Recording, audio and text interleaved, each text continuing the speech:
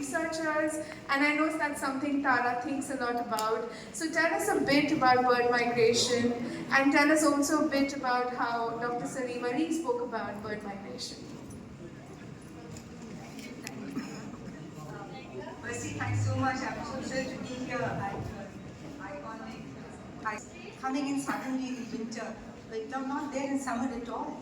So where have we come from, and how do we manage to fly all that distance?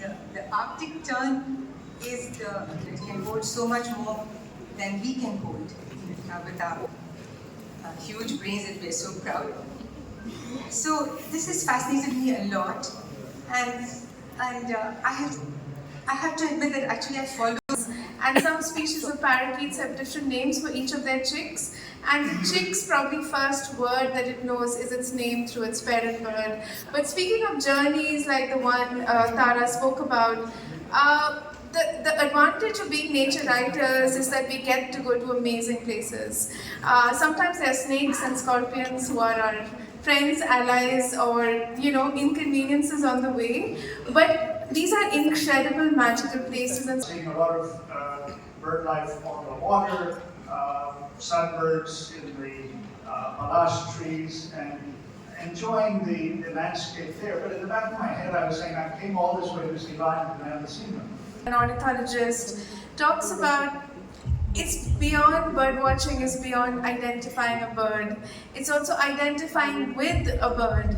It's about understanding the bird's life cycle. It's about slowing down and just really being there and waiting for the bird to emerge. And I think it also teaches us lessons in spirituality and stillness, and just in terms of savoring the ordinary, looking at the ordinary with new eyes, and being able to find something that surprises us every day often comes to us through birds.